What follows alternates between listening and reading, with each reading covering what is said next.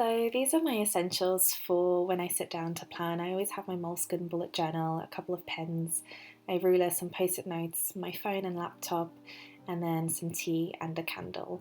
I like to sit down for about 20 minutes and just get myself organised and get everything that I need in order to make sure that every week I know exactly what I need to be doing. And here's an example of a spread that I'm making for this new half term, just to get myself organised and understand what are the key things that are happening this half term. So it's currently October half term. I won't normally make a monthly overview spread like this very often. I like to do each half term at a glance, just because then I can have all of the important deadlines and dates all in one place. So here what I've done is I've made 7 rows, each row being a week, so this half term is 7 weeks, and then I've got the days of the week with the dates, and I'm just referencing some PDFs and documents that my school have put together with all of the deadlines into this monthly spread.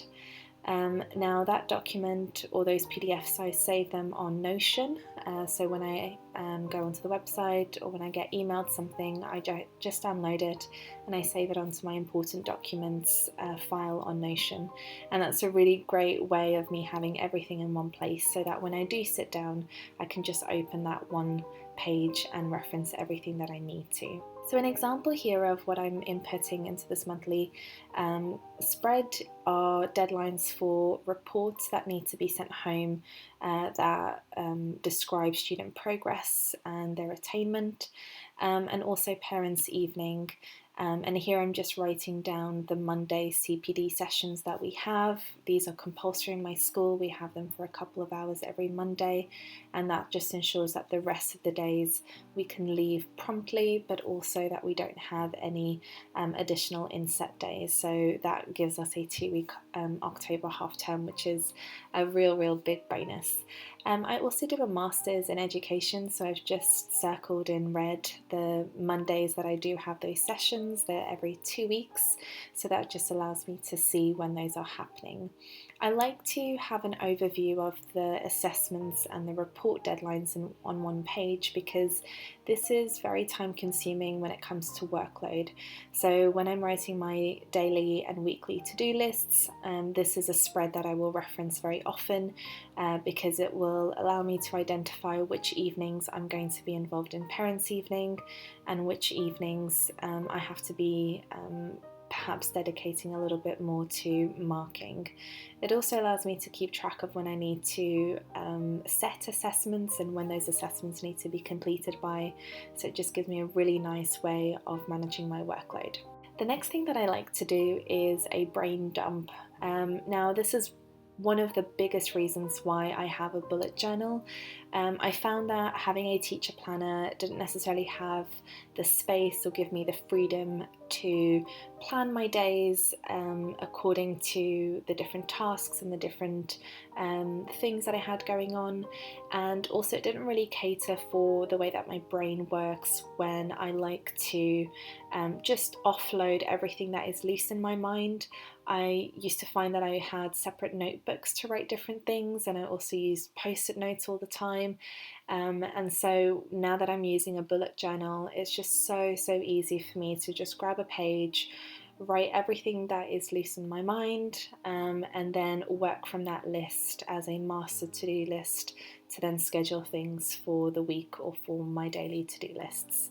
Now this brain dump in particular, I've written a little subheading that it is the start of the month brain dump, because I often do several different brain dumps just because I'm in a position where I have lots of different responsibilities, and so it can get a little bit overwhelming and my mind can get a little bit cluttered.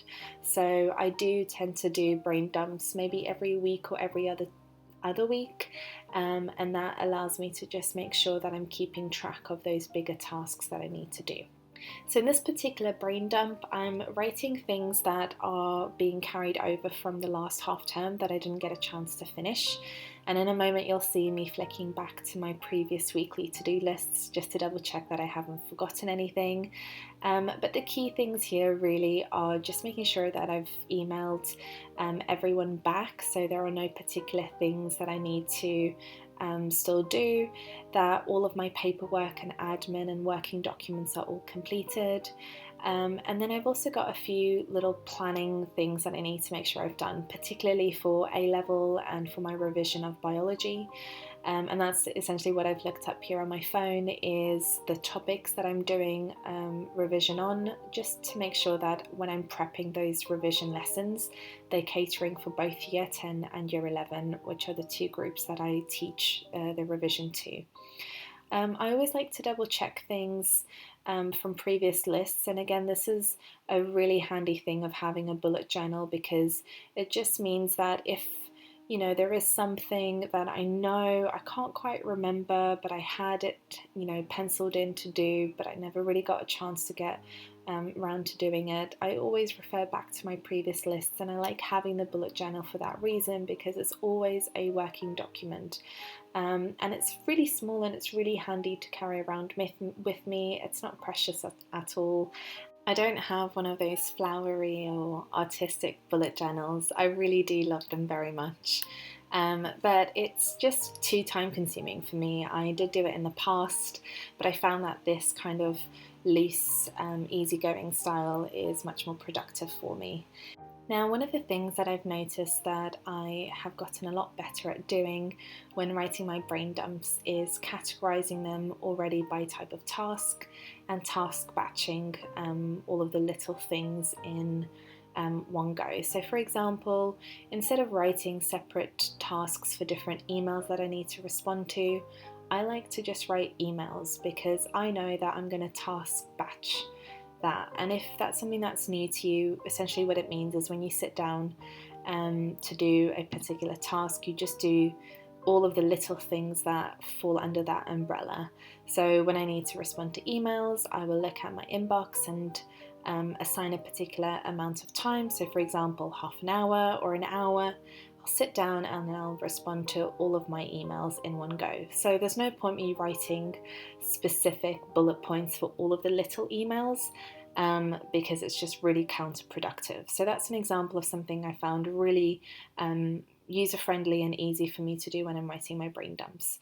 Sometimes if I am finding it really difficult to be motivated, I will write them as individual tasks to get done, particularly if I don't have half an hour or an hour to spend on that task batching of emails, and then it allows me to keep track of which ones I have done and which ones I haven't. But that being said, I also really love using the flag system on Outlook, which allows me to flag the emails I need to respond to, and then that way I just filter by flagged emails and I respond to those and tick them off and archive them. So it works as a running to-do list as well.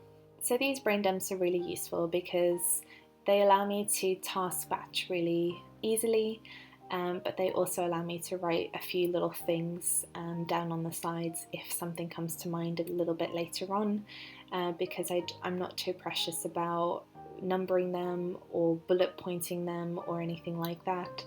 I just have them as a running list, and I find that way my perfectionism is kept at hand, because I don't avoid writing things in because it doesn't look nice. And I think with having a teacher diary, for example, there's very limited space, and sometimes the pro forma is very specific, and I used to find that I would avoid writing something because I didn't like the way that it looked, or it didn't fit in with the style of categorizing this particular item or task that I needed to do. Now, what you can see me writing on the other page is my week at a view, and these are my lessons. So I like to do this from my Excel Google sheet that I keep on my Google Drive, where I have my timetable color-coded for my classes, but also the medium-term plans. And what I will do is I'll write Monday, Tuesday, Wednesday, Thursday, and Friday. I will write a list of all of the classes I'm teaching on each particular day, and then if there is homework that is due, and what is the title of the lesson and what classroom I'm teaching that class in. I find that this is really safe for me when I'm at school, because no matter where I am, I always have my bullet journal with me. And so if I'm organising all of the sheets that I've printed, or if I am, walking down a corridor and I don't have time to pull out my phone to check which classroom I'm in, or if I've left my lanyard somewhere, I always know what room I'm in because I double check by writing it next to the class. I like to write the title of the lesson from my master Google spreadsheet because it allows me to see when I'm teaching that same lesson to another class. And that's often the case for me. I will teach the same lesson 2 or 3 times in a week. And so when I'm printing, that gives me a really good idea as to how many copies I need to print for that week, because again, I really like to do some task batching of printing. So this is something that I really enjoy doing. I will be doing week 2 straight after this one, just because then as I'm prepping week 1, I can already start to prep week 2, because I like to prep things in bulk, and it also allows me to keep track of what homework is set and when is it due. So at the bottom of these lists, I always write a checklist for homework set and a checklist for whether all of the lesson resources have been uploaded onto Google Classroom. So here I'm showing you what it looks like. So this is the half term to the 7 weeks at a glance, and you can see that I've written the deadlines for the quick reports, the parents' evenings, and the assessments. And then this is what my brain dump looks like. And here is my week at a glance, and you can see that a lot of the lessons are repeated, which will make my planning that much easier, and also the printing. I hope that you found this useful. Let me know if you did. Leave me a comment in the comment section down below, and please don't forget to subscribe if you'd like more videos like this. If you've got any questions or anything else that you'd like me to make a video, you can also let me know. I'm also really nosy about seeing how other people plan, their diaries and how they stay productive. So I'm hoping that this was a little bit of a sneak peek as to how I do it, and I'm more than happy to share more information in future videos. Have a lovely day, and I will see you soon. Bye!